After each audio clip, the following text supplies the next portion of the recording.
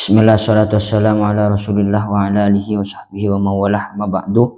Sekarang kita akan membahas tentang menjaga hati dari maksiat. Ini bukan fikih kembali. Fikih pembahasan terakhir tentang keharaman haji. Nah, ini bukan fikih, ini tidak membahas tentang fikih. Tapi ini membahas tentang peringatan-peringatan terhadap kita supaya kita bisa menjaga hati kita dari maksiat. Qala al-mu'allif rahimahullahu taala wa nafa'ana bihi wa bi ulumihi fid dharain amin. Bismillahirrahmanirrahim. Hifdzul qalbi tining panika ajaga ate minal ma'asi dari banyak-banyak perkara maksiat. Menjaga hati dari maksiat. Wa hifdzul qalbi tining ajaga ate minal ma'asi dari banyak-banyak minal ma'asi dari banyak-banyak perkara maksiat wajibun panika wajib ala kulli muslimin atas saben-saben orang Islam.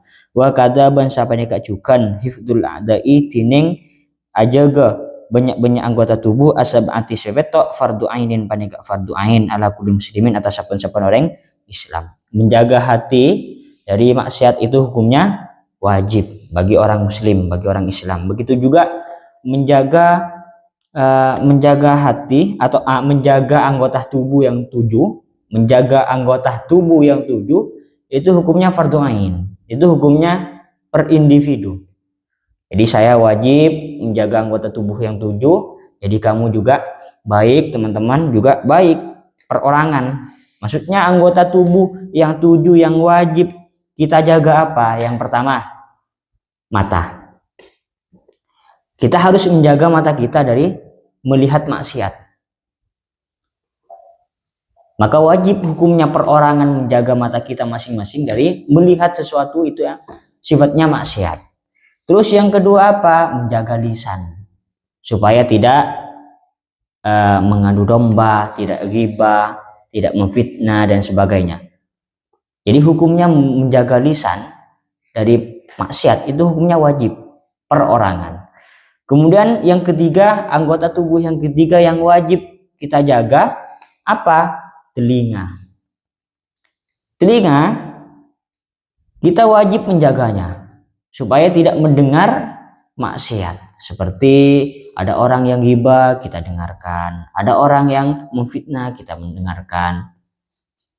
Ada pembicaraan yang sifatnya maksiat atau musik-musik yang sifatnya maksiat. Nah, itu hukumnya wajib kita menjaga. Terus yang ketiga apa? Tangan. Menjaga tangan hukumnya wajib. Menjaga tangan hukumnya wajib.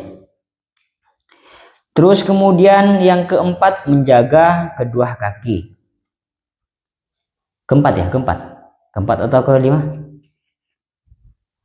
Ya pokoknya yang pertama menjaga mata, kemudian yang kedua menjaga mulut, yang ketiga menjaga telinga, yang keempat menjaga tangan, yang kelima menjaga kaki. Menjaga kaki, yang kelima menjaga kedua kaki. Ini hukumnya wajib menjaga kedua kaki. Jadi kakinya itu dijadikan alat untuk apa? Atau mau berangkat ke masjid atau berangkat ke sesuatu yang maksiat sifatnya misalkan, kita harus jaga itu. Terus yang keenam menjaga perut kita. Perut kok harus dijaga? Iya, perut harus dijaga dari sesuatu yang diharamkan oleh Allah SWT, seperti memakan barang atau memakan makanan yang itu sifatnya haram, seperti homer. Terus kemudian memakan barang curian, itu hukumnya haram. Makanya kita diperintahkan untuk menjaga perut kita supaya tidak ada sesuatu yang haram yang masuk ke dalam. Terus yang ketujuh, yang terakhir, wajib menjaga farji, kemaluan. Wajib hukumnya, baik itu laki-laki maupun perempuan. Tidak harus perempuan, tapi laki-laki juga wajib hukumnya. Jadi kemaluan dari seseorang itu digunakan untuk apa? Atau maksiat atau ketaatan. Karena Karena kalau farji itu ada dua pemakaian. Ada dua pemakaian. Kalau maksiat berarti Kalau bukan maksiat berarti haram. Ya, ada dua pemakaian. Kalau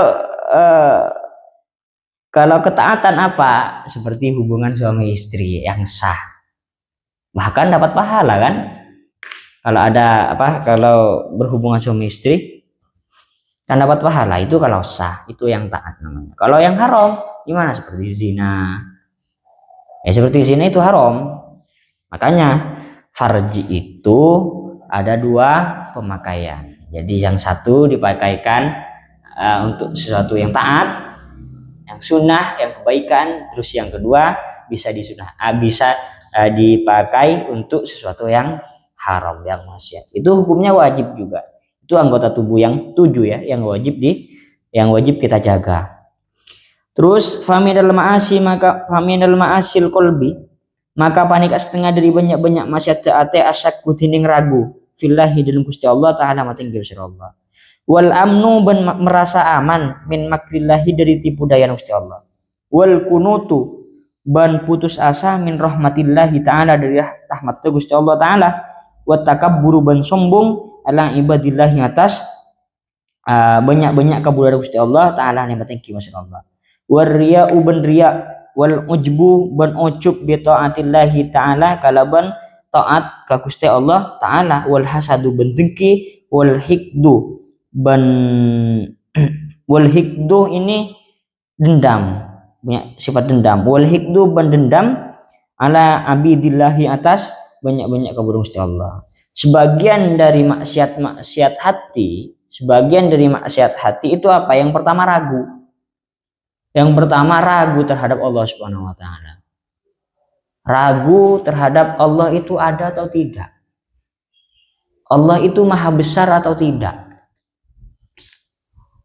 Allah itu maha tinggi atau tidak. Jadi orang itu ragu. Di dalam hatinya orang itu ragu, maka itu sebagian dari maksiatnya hati. Ya, ada orang yang ragu sama Allah Subhanahu wa taala. Ragu bahwa alam semesta ini Allah yang menciptakan, masa Allah yang menciptakan.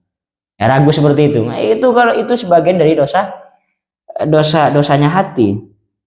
Kemudian selanjutnya merasa aman dari tipu daya Allah. Jadi merasa aman, dirinya merasa aman dari tipu daya Allah Subhanahu wa taala. Itu juga termasuk dari maksiat hati. Kemudian juga putus asa dari rahmat Allah Subhanahu wa taala. Jadi ada orang yang putus asa dari rahmat Allah Subhanahu wa taala, itu hukumnya maksiat, itu hukumnya haram, tidak boleh. Itu sebagian dari maksiat hati. Jadi ada orang yang kelakuannya sering mencuri, zina, pokoknya perkara-perkara yang buruk itu terjadi ke orang itu misalkan. Tapi orang itu tidak bertobat, malah putus asa dengan rahmat Allah Subhanahu wa taala. Jadi saya ini nggak mungkin ya diterima taubatnya sama Allah Subhanahu wa taala. Karena saya ini sudah melakukan zina 10 kali, saya sudah mencuri hampir 100 kali, saya mencuri sapi sudah 50 kali. Nggak mungkin taubat saya diterima oleh Allah Subhanahu wa taala. Maka itu hukumnya tidak boleh. Jadi putus asa dari rahmat Allah Subhanahu wa taala itu hukumnya tidak boleh. Itu sebagian dari maksiat hati. Sebesar apapun dosa kita, kalau kita masih mau bertobat kepada Allah, insya Allah Allah akan menerima tobat kita. Yang penting kita benar-benar bertobat, kita benar-benar menyesal terhadap apa yang sudah kita lakukan. Jadi jangan putus asa sama rahmat Allah Subhanahu wa taala. Ya. Seburuk apapun seseorang, pokoknya jangan putus asa sama rahmat Allah Subhanahu wa taala. Allah Maha Pengampun. Jadi jangan putus asa terhadap rahmat Allah Subhanahu wa taala. Nah, kalau ada orang yang putus asa terhadap rahmat Allah Subhanahu wa taala, maka itu sebagian dari dosanya hati. Enggak boleh, hukumnya haram. Putus asa dari rahmat Allah Subhanahu wa taala. Terus wattakabburu ala ibadillahi taala, sombong. Sebagian dari maksiatnya hati adalah sombong. Dia bisa seperti ini, orangnya sombong. dia bisa seperti itu, orangnya sombong. Jadi itu sesuatu yang baik yang terjadi kepada kita itu murni dari Allah Subhanahu wa taala, murni dari Allah. Jadi pangkat nggak perlu disombongkan. Kita punya pangkat yang tinggi, kita punya jabatan yang tinggi, bukan untuk disombongkan. Bukan untuk disombongkan. Jadi kalau ada orang yang merasa dirinya tinggi dan orang itu sombong, maka itu sebagian dari maksiatnya hati. Ya, jangan sombong. Banyak orang-orang dahulu yang sangat sombong,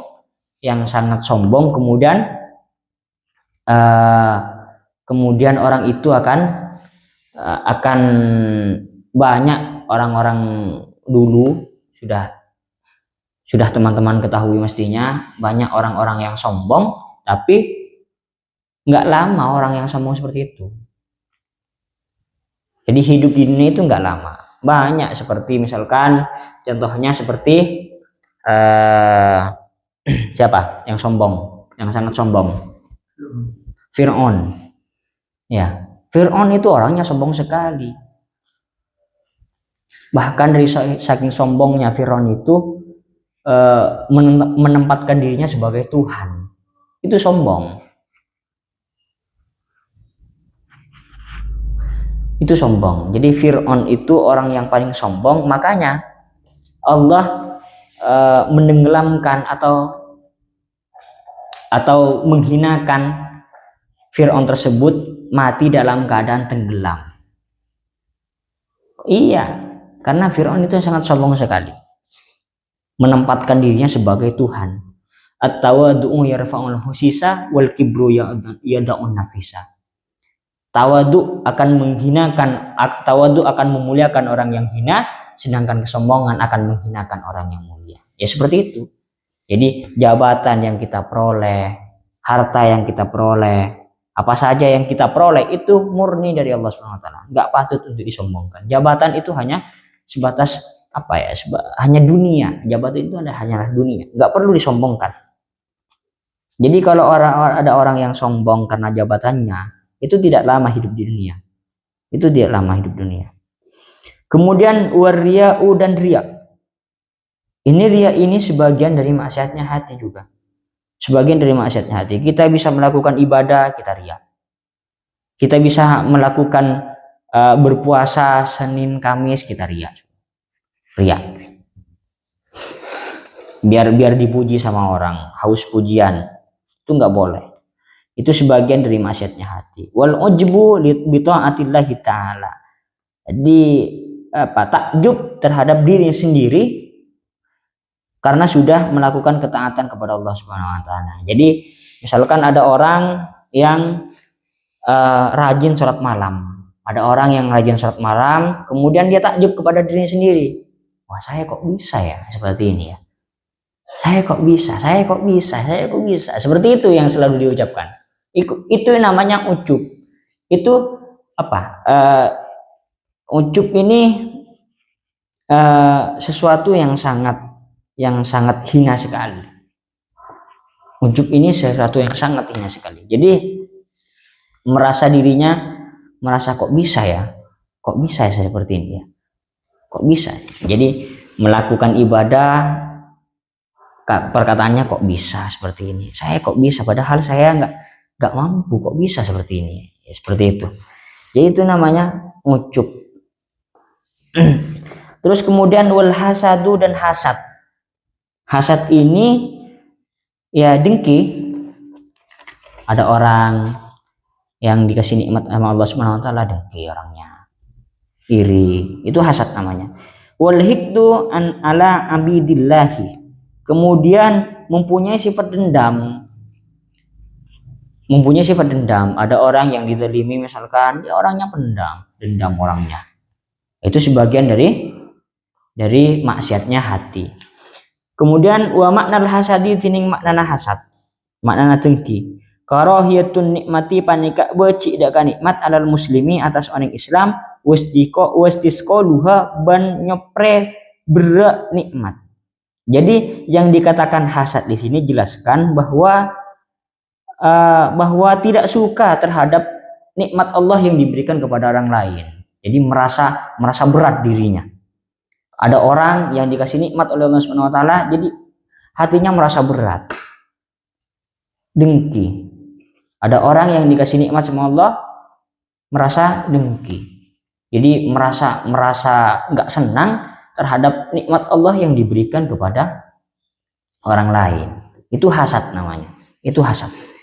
Jadi jadi teman-teman ini kalau nikmat Allah yang diberikan kepada orang lain, kita jangan dengki, kita jangan hasad. Berarti itu nikmat Allah yang diberikan kepada orang lain. Allah juga akan memberikan nikmat kepada kita, tapi tidak harus sama dengan nikmat Allah yang diberikan kepada orang lain. Karena pasti ada nikmat Allah, pasti itu yang diberikan kepada kita pasti ada. Cuma nikmat Allah yang diberikan kepada kita itu berbeda-beda. Itu berbeda-beda. Makanya kalau ada orang yang dikasih nikmat sama Allah, itu jangan dengki kepada orang tersebut. Jangan dengki. Ini dengki, merasa berat hati kalau Allah memberikan nikmat kepada orang lain. Emangnya siapa? Yang punya nikmat siapa?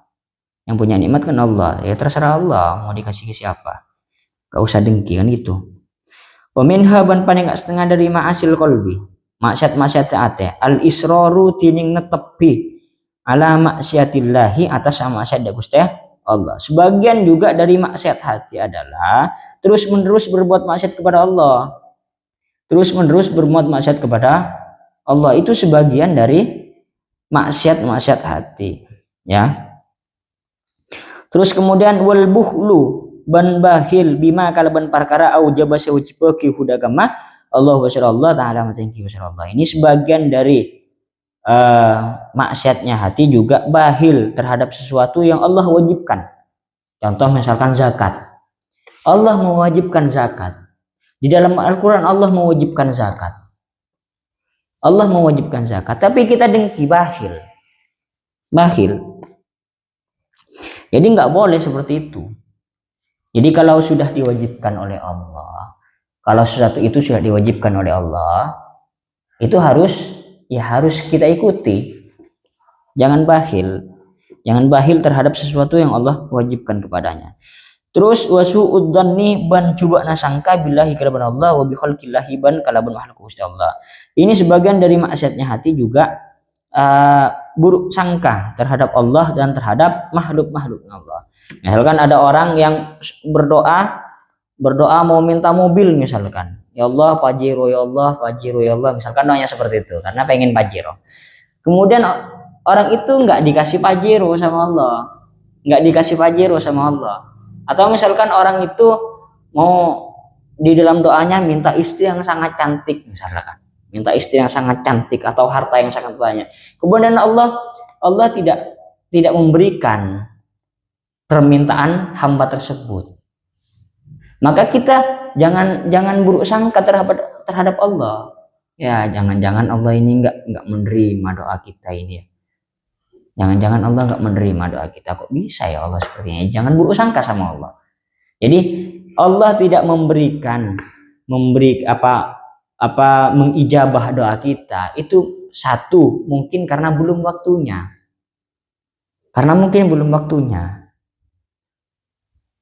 Terus yang kedua, kalau diberikan pada waktu itu, orang itu nggak siap menerima pemberian dari Allah Subhanahu wa taala. Masih belum siap, masih belum matang. Misalkan kalau pada saat itu orang itu dikasih Pajero misalkan sama Allah. Orang itu nantinya sombong, kemudian yang rajin sholat akhirnya nggak sholat. Nah itu makanya kalau doa seorang itu belum diijabah sama Allah, kita jangan buruk sangka kepada Allah. Yaitu mungkin belum waktunya. Pasti dikasih sama Allah, pasti dijabah sama Allah Subhanahu wa taala. Yang penting kita terus berdoa meminta. Kemudian bisa penyebab doa kita tidak diterima. Bukan tidak diterima sih, tapi karena Allah memang senang terhadap hamba tersebut. Jadi suatu ketika ada hamba yang sangat rajin sekali berdoa kepada Allah, ada hamba yang sangat rajin berdoa sekali kepada Allah, kemudian doa itu belum diijabah sama Allah, doanya belum diijabah sama Allah. Kemudian kata Allah ke malaikat, ini jangan diterima doanya dulu, karena saya senang sekali melihat hamba ini terus berdoa, menyebut nama-nama saya di dalam doanya. Nah, bisa seperti itu. Jadi jangan buruk sangka kepada Allah, nggak boleh. Itu sebagian dari maksiat hati juga. Terus tidak boleh berburuk sangka terhadap makhluknya Allah. Jadi ada orang yang kayak gini, buruk sangka. Ada orang yang seperti itu, itu maling itu. Saya yakin itu maling, padahal nggak punya bukti. Itu nggak boleh. Berburuk sangka terhadap orang itu hukumnya tidak boleh. Ya. Wa tasghiru ban nek ngini aki lima ada perkara agama sing ngagungake Allah Gusti Allah. Jadi mengkecilkan atau meremehkan sesuatu yang Allah agungkan. Contohnya seperti apa? Min taatin dari taat, au maksiatin atau bermaksiat, au qur'anin atau Quran, au ilmin atau ilmu, au jannatin atau surga, au narin atau neraka. Tidak boleh juga, ini sebagian dari maksiatnya hati. Yaitu apa? Meremehkan sesuatu yang sebenarnya Allah agungkan itu. Seperti apa? Taat. Ya hanya sholat seperti itu, siapa yang nggak bisa? Saya juga bisa. Hanya sholat ba'diyah qobliyah itu sesuatu yang remeh, saya bisa. Ya seperti itu. Jadi jangan meremehkan sesuatu yang diagungkan sama Allah. Itu sebuah ketaatan yang sangat diagungkan oleh Allah. Kita tidak boleh meremehkan hal itu. Hanya sholat ba'diyah qobliyah, siapa nggak bisa? Saya bisa sholat seperti itu. Itu sesuatu yang remeh. 2 menit saya selesai sholat seperti itu. Ya, itu kan meremehkan namanya. Kemudian juga meremehkan maksiat. Jadi maksiat diremehkan. Ya nggak apa-apa, ini hanya 1 kali. Nggak apa-apa, nggak ada efeknya. Ya hanya mencuri 1 kali nggak ada efeknya. Allah itu maha pengampun. Jadi kalau hanya mencuri 1 kali atau mokel 1 kali kalau bulan puasa, Allah pasti menerima tobat-tobat kita, nggak apa-apa. Jadi meremehkan maksiat. Jadi melakukan maksiat tapi masih meremehkan. Ini kan ada dua keburukan yang orang itu sama-sama meremehkannya.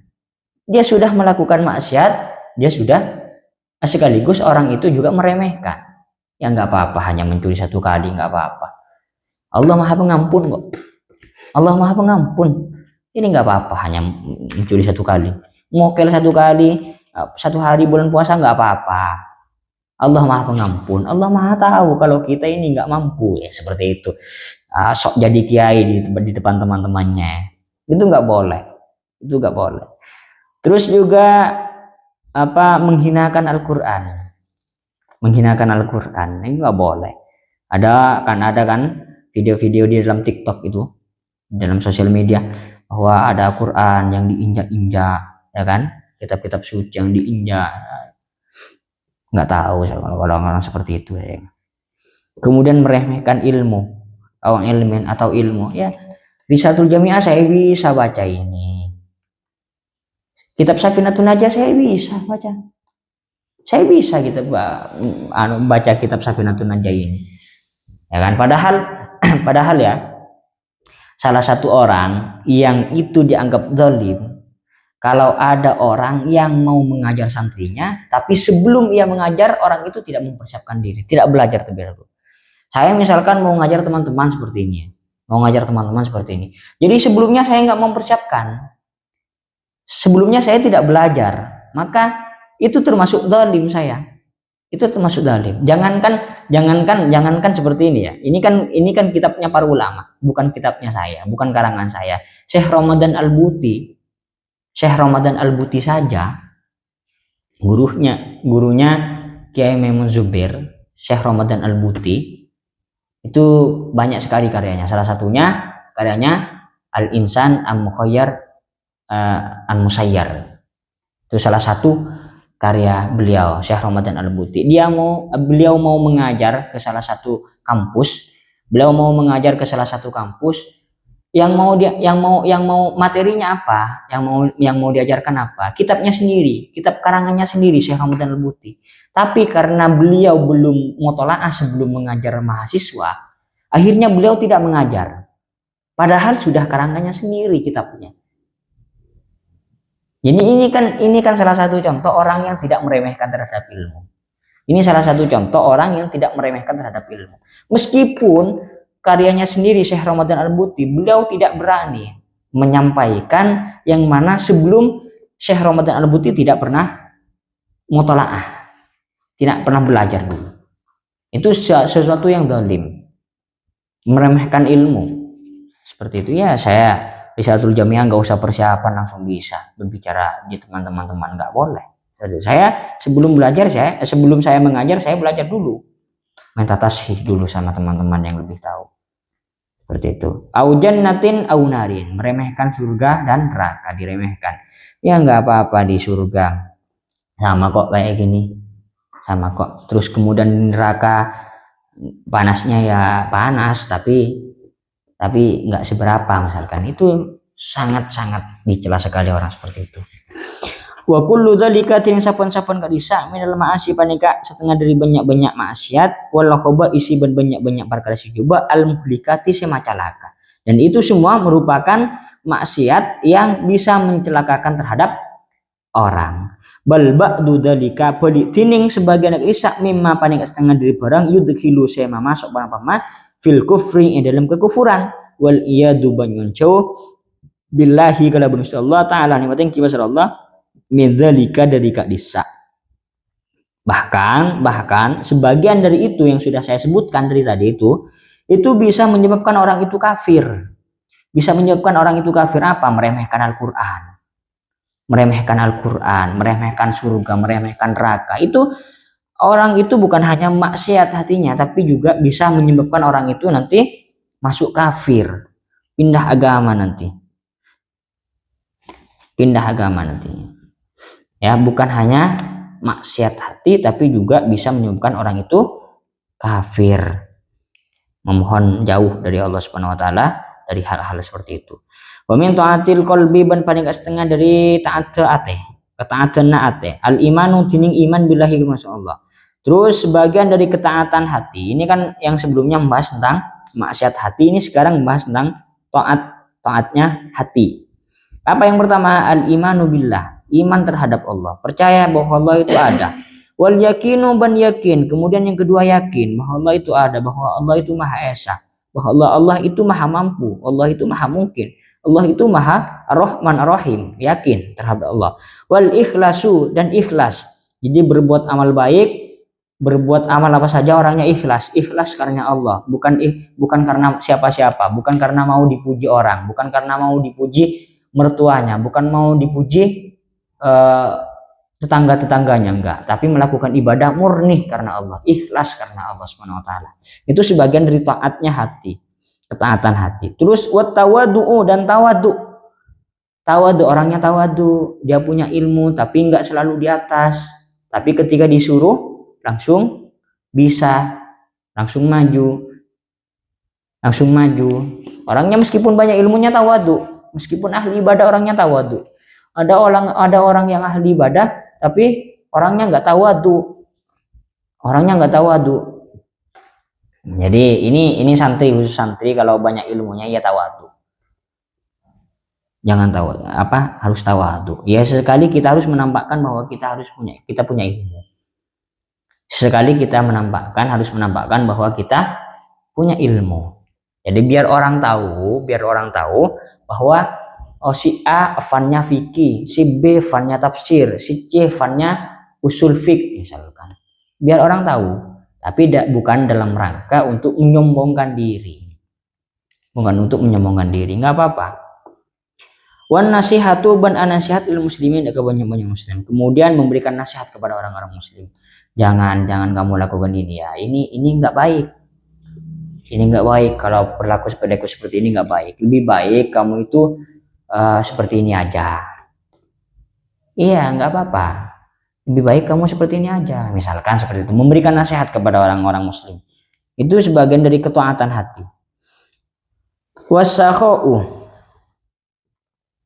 ban lambak, dermawan. Wasakhau dan dermawan, orangnya dermawan, banyak harta tapi tidak pelit, banyak harta tapi tidak bakhil, orangnya dermawan, banyak harta dermawan, banyak harta. Ada pondok yang mau minta sumbangan, langsung diberi begini, langsung diberi, saya batunya, saya semennya, saya besinya misalkan, saya bata ringannya misalkan. Kalau punya uang ya harus dermawan, jangan pelit-pelit. Baginda Nabi mengajarkan seperti itu. Juga para sahabat, dermawan semua para sahabat, termasuk ulama-ulama terdahulu, orangnya dermawan. Ada cerita seperti ini. Dulu Imam Syafi'i itu pada saat pada saat menunggangi kuda, kemudian apa tamparnya atau apanya saya lupa, pokoknya yang jatuh, ada yang jatuh. Kemudian ada orang yang langsung mengambil tampar tali tersebut, langsung dikasih ke Imam Syafi'i supaya Imam Syafi'i nggak perlu turun ke bawah. Kemudian Imam Syafi'i langsung memberi dinar sebanyak berapa kalau nggak salah. Yang penting di sakunya Imam Syafi'i sudah habis dikasih ke orang tersebut. Itu padahal hanya mengambil tali kudanya. Hanya mengambil tali kudanya untuk diserahkan kepada Imam Syafi'i. Biar Imam Syafi'i nggak perlu turun ke bawah. Kemudian Imam Syafi'i mengambil semua dinarnya yang ada sakunya, dikasih ke orang tersebut. Ini imam kita, madzhab Syafi'i imam kita ya. Dermawannya seperti itu. Terus wa husnudzanni, dan bagus sangka. Baik sangka terhadap Allah, baik sangka terhadap makhluk-makhluknya Allah. Wa ta'dimu sya'irillahi, dan mengagungaki dak banyak-banyak syiar Gusti Allah, dan mengagungkan syiar-syiar Allah Subhanahu wa taala, seperti Jumat itu kan syiar Islam. Mengagungkan syiar Islam itu sebagian dari ketaatan hati. Kemudian wasyukru ban asyakor ala ni'amillah, yang atas banyak-banyak nikmat Gusti Allah, kal Islam ya kata Islam, wa taati ban taat, wa sairin ni'ami ban sakena banyak-banyak nikmat. Kemudian sebagian dari taat hati juga bersyukur terhadap nikmat-nikmat Allah yang diberikan kepada kita. Seperti apa? Contohnya Islam. Islam ini nikmat Allah yang sangat besar yang diberikan kepada kita. Islam ini nikmat yang sangat besar yang diberikan kepada kita. Semuanya itu masih ada di bawahnya Islam. Nikmat Islam yang Allah berikan kepada kita. Semuanya itu di bawahnya Islam. Jadi orang kalau sudah Islam, wah itu sangat mulia sekali. Orang yang sudah Islam itu sangat mulia sekali. Itu nikmat terbesar. Itu nikmat Allah yang sangat besar yang diberikan kepada kita. Itu berupa Islam. Kalau orang itu sudah Islam, berarti itu sudah menerima nikmat Allah yang sangat besar sekali. Banyak orang-orang yang ahli tafsir, ada cerita perempuan yang ahli tafsir, kemudian orang itu tapi tidak Islam.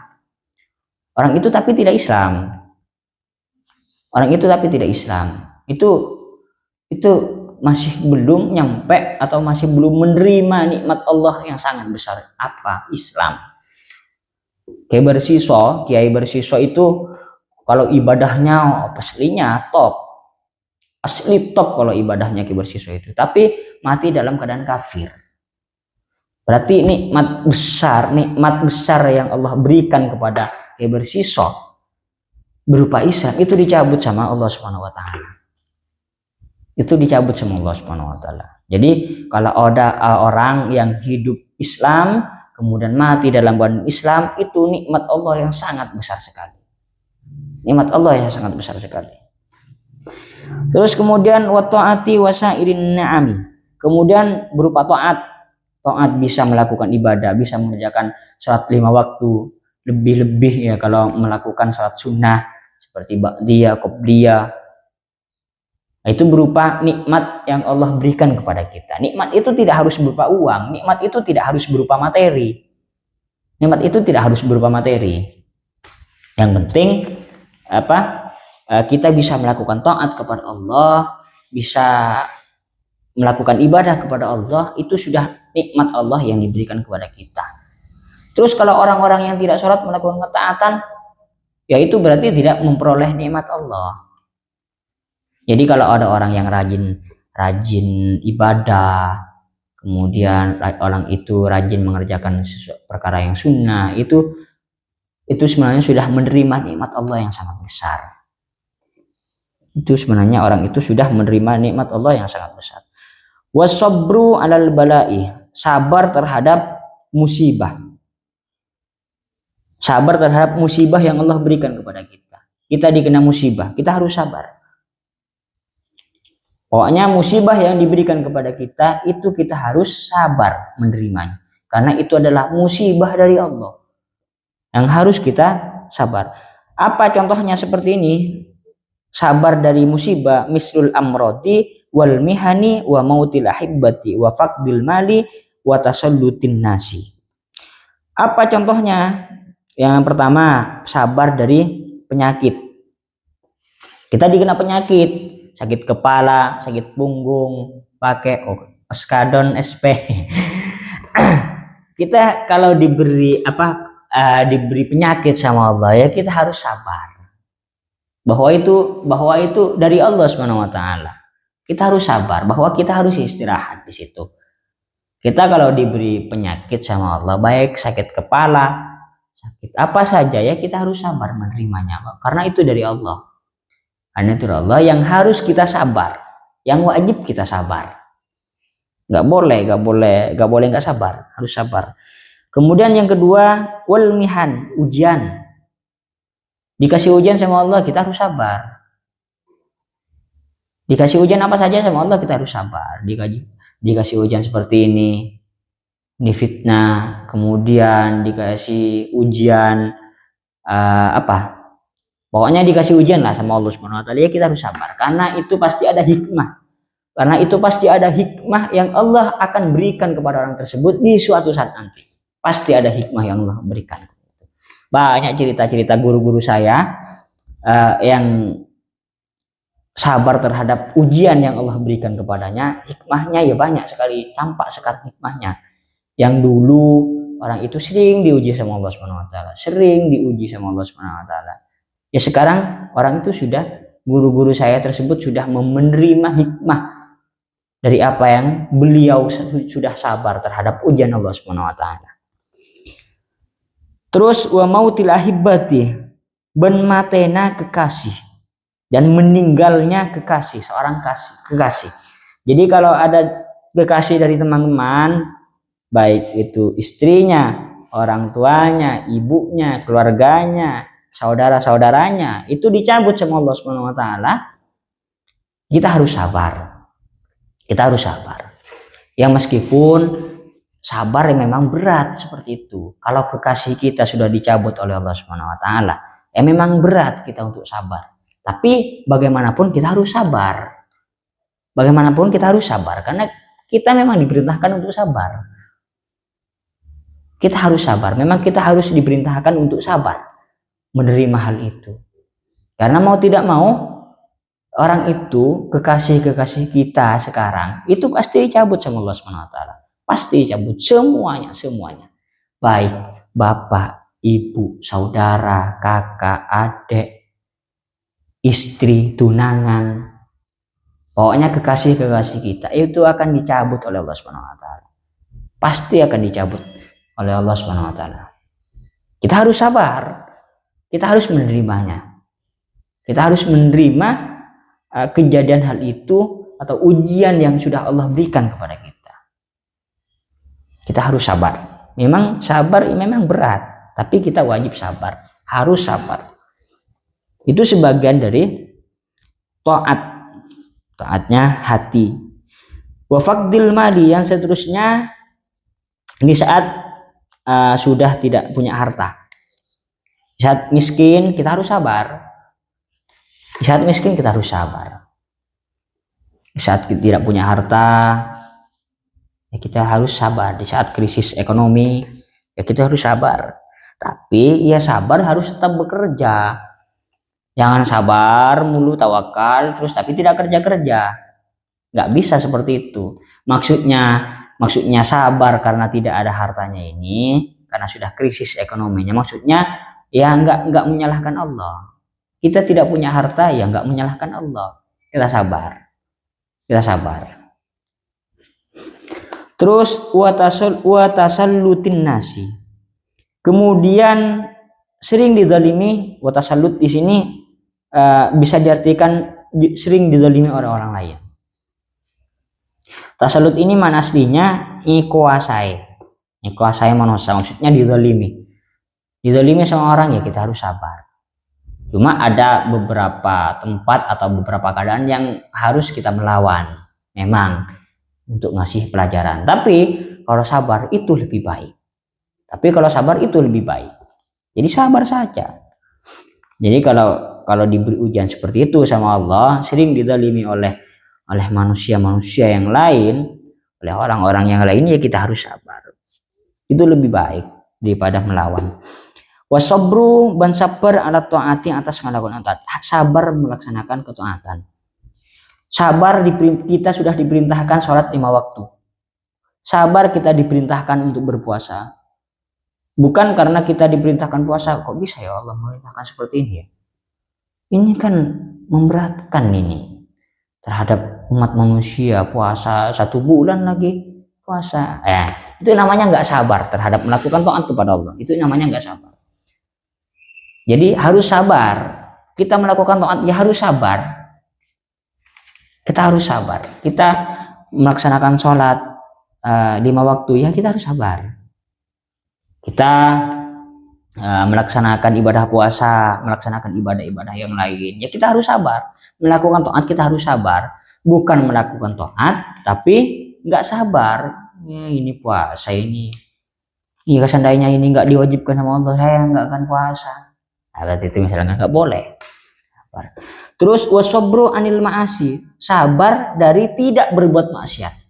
Ini yang pertama kan Allah, pakai huruf jir Allah. Wasobru ala taati berarti sabar atas melakukan taat. Sabar atas melakukan taat. Nah ini wasobru anil ma'asi, sabar terhadap tidak melakukan kemaksiatan. Ya memang maksiat itu memang sangat menarik. Ada orang yang berjoget-joget, perempuan yang berjoget-joget, ya bajunya nggak cukup, baju atasnya di atas pusar, kemudian baju bawahnya di bawah pusar, misalkan pusarnya kelihatan, kemudian bagian lengannya sampai sininya bajunya lebih yang hanya yang menutupi seperti ini ya, misalkan ya ini ya. Itu memang berat, harus sabar. Ya pokoknya kita harus sabar untuk tidak melakukan maksiat, karena maksiat itu sesuatu yang sangat nikmat sekali menurut nafsu, itu sangat nikmat sekali. Tapi sebenarnya tidak, itu hanya nikmatnya di dunia, di akhirat itu pahit. Itu pahit di akhirat, nikmatnya itu hanya di dunia saja. Memang sangat berat, karena apalagi teman-teman sekarang itu berbuat maksiat itu tidak harus keluar rumah. Di dalam rumah kita bisa bermaksiat kepada Allah. Seperti lihat TikTok misalkan, scroll TikTok, ada orang yang joget-joget, ada perempuan yang joget-joget, kemudian bajunya nggak cukup, tidak menutupi aurat. Kita lihat, oh kok ini kok cantik ini ya, ini kok cantik nih perempuan ini. Kita harus sekarang itu berbuat maksiat itu tidak harus keluar rumah. Di dalam rumah kita bisa berbuat maksiat. Sangat bisa. Apa seperti nonton TikTok. Seperti lihat TikTok, menyekol TikTok ketemu dengan perempuan-perempuan yang joget-joget seperti itu kan. Kita lihat itu. Itu dosa, itu berbuat maksiat. Kalau di pikiran, kalau di nafsu, kalau itu di scroll, ada video seperti itu kita scroll, wah itu nafsu nggak terima itu, scroll ini nggak boleh, scroll ini cuci mata, ini nggak boleh scroll ya nggak boleh seperti itu. Makanya sekarang itu mau berbuat maksiat itu tidak harus keluar rumah, di dalam rumah kita bisa buat maksiat. Terus wasiqatu birizki minallah, kemudian percaya bahwa rizki itu semua dari Allah Subhanahu wa taala. Rezeki itu semua dari Allah Subhanahu wa taala. Ada orang misalkan mau kawin, kenapa kamu nggak kawin? Ya takut nanti nggak ada uang, nggak punya rizki nanti. Mau diberikan kepada istri saya dan anak saya nantinya. Saya takut itu. Nanti mau makan apa istri saya? Kalau nggak diberi nafkah sama saya. Itu jangan dipikirkan. Itu mah urusan Allah. Yang penting kita harus berusaha mencari pekerjaan. Tugas kita berkasab. Soal rizki itu Allah. Soal rizki itu Allah Subhanahu wa taala yang memberikan nanti. Karena rezeki besar dan kecilnya itu tidak diukur dengan kelakuan kita, dengan kasab kita. Jika misalkan ada rezeki besar kecilnya itu diukur dengan kelakuannya, maka orang kuli bangunan, orang yang sangat berat-berat kelakuannya itu justru lebih mahal bayarannya. Tapi enggak kan? Ada sesuatu yang ringan pekerjaannya kemudian gajinya besar. Ya memang seperti itu. Jadi rezeki itu sudah Allah yang sudah menakarnya. Itu sudah Allah menakarnya. Jadi di saat kita masih ada di dalam kandungan berumur 4 tahun, berumur 4 bulan di dalam kandungan di dalam kandungan ibu, rezeki kita sudah ditakar sama Allah bahwa kamu rezekinya seperti ini.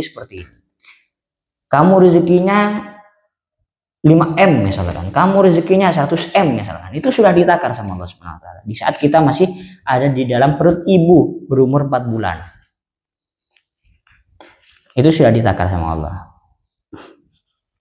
Enggak usah bingung, apalagi dianggap pusing masalah rezeki ini. Rezeki ini dari Allah Subhanahu wa taala. Allah yang maha memberi rezeki, Ar-Razzaq. Allahu Razzaq, Allah yang maha memberi rezeki. Jadi nggak usah diambil pusing. Yang penting tugas kita kasab, bekerja. Soal hasil itu Allah. Terus wabudud dunya, dan membenci terhadap dunia. Dunia hanya yang dicari. Akhirat nggak dicari-cari. Kerja terus sholat enggak. Kerja terus sholat enggak. Kerja terus puasa enggak. Itu enggak boleh seperti itu. Jadi mencari dunia enggak apa-apa, tapi akhiratnya jangan sampai ditinggalkan. Orang kalau mencari dunia tapi tujuannya untuk akhirat itu bahkan disunahkan. Jadi saya ingin memperbanyak uang. Kalau saya nanti kaya, saya akan menyumbang ke pondok sekian. Masjid akan saya kasih uang sekian, nggak apa-apa, begitu ya. Maksudnya di sini wabudud dunya ini benci terhadap dunia, ya hanya dunia saja yang dicari, akhiratnya nggak dicari, nggak boleh seperti itu. Wa adawatun nafsi wasyaitoni, wa adawatun nafsi ben amusuhe nafso wasyaitoni ben setan. Kemudian memusuhi nafsu dan setan. Ini sebagian dari taatnya hati, yaitu bagaimana memusuhi nafsu dan setan. Ini sangat berat, memusuhi nafsu kita dan setan itu sangat berat sekali. Wa mahabbatullahi, dan cinta Gusti Allah dan senang terhadap Allah, cinta terhadap Allah. Wa rasulihi, dan utusan Allah, senang terhadap utusan Allah. Wa sahabatihi, dan sahabat Rasulullah, sahabatnya Rasulullah. Wa ahli baitihi, dan keluarga baginda Nabi, keluarga Rasulullah. Wa sahabatihi, dini sahabat baginda Nabi. Harus cinta kepada sahabat Nabi. Harus cinta. Semuanya harus cinta. Kata Nabi, barang siapa yang benci terhadap sahabatku, maka orang itu sebenarnya benci terhadap aku. Orang yang benci terhadap aku, orang itu benci terhadap Allah Subhanahu wa taala. Nah, orang yang sudah benci terhadap Allah, maka siap-siap orang itu akan dimasukkan ke dalam neraka. Orang itu akan dimasukkan ke dalam neraka. Kata Nabi seperti itu. Jadi sahabat Nabi seburuk apapun menurut kita itu jangan dicaci maki para sahabat. Seperti kejadian Sayyidina Muawiyah dan Sayyidina Ali. Seperti peperangan itu kan. Ada peperangan antara Sayyidina Muawiyah dan Sayyidina Ali. Kita tidak bisa menjelek-jelekkan Sayyidina Ali atau kita menjelek-jelekkan Sayyidina Muawiyah. Nggak boleh. Itu sama-sama sahabat Nabi. Itu sama-sama mulia, semua mulia. Sayyidina Ali mulia, Sayyidina Muawiyah juga mulia, sama-sama mulia. Meskipun ada peperangan di situ, ya kita tidak harus atau kita tidak boleh menghakimi dari satu sama lain, nggak boleh. Pokoknya Sayyidina Ali dan Sayyidina Muawiyah itu sama-sama orang yang bagus, sama-sama orang yang pernah membantu berjuang bersama baginda Nabi Muhammad SAW untuk menegakkan Islam. Ya, wa ahli baitihi, dan harus cinta terhadap keluarga baginda Nabi, para habaib syarifah. Ini harus cinta. Seperti kejadian yang kemarin, itu kan, karena ada orang yang membatalkan nasab Ba'alawi, ada yang membatalkan nasab Ba'alawi. Orang-orang seperti itu nggak usah diikuti.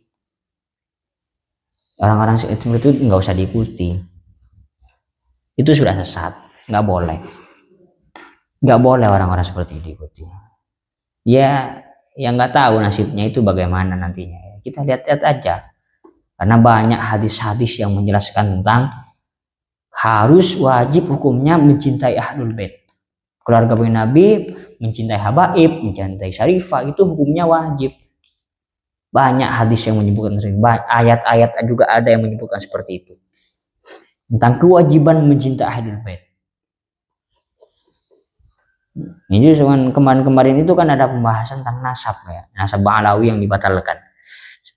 Ya kan? Ada seperti itu. Ya, kita jangan ikuti orang-orang seperti itu. Kita ikuti guru kita aja. Kita ikuti guru kita aja. Pasti benar ya kan guru kita. Terus wattabi'ina ban tabi'in. Dan kita harus wajib cinta terhadap tabi'in. Wassolihina, dan orang-orang yang soleh. Warida, dan rida anillahi, dari Gusti Allah, dan rida terhadap Allah Subhanahu wa taala. Wa tawakkulu, dan tawakal alaihi atas Allah, dan tawakal kepada Allah Subhanahu wa taala. Tapi tawakal ini harus bekerja. Jangan hanya tawakal mulu tapi nggak kerja-kerja. Nggak bisa. Ya, harus tawakal ini harus bersamaan dengan pekerjaannya. Kita tawakal dulu, kita pergi berangkat ke Jakarta misalkan, jaga warung di Jakarta. Jaga warung di Jakarta. Jaga warung sudah kan sudah kewajibannya, sudah jaga warung di sana kan, jaga warung di sana, itu sudah tawakal. Kalau sudah seperti itu ya sudah tawakal di situ. Soal hasil Allah yang akan memberikannya, yang penting kita usaha seperti itu.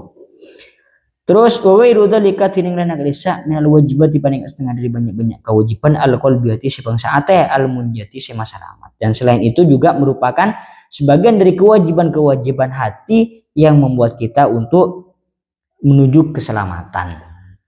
Yang sudah saya sebutkan tadi itu. Ini sekarang membahas tentang maksiat hati dan ketaatan hati. Nah, selanjutnya membahas tentang maksiat anggota tubuh jawari. Tapi tidak sekarang, karena teman-teman ini yakin, teman-teman ini capek, teman-teman ini ngantuk dan sebagainya, karena saya paham terhadap teman-teman ini, apalagi teman-teman yang nonton video ini.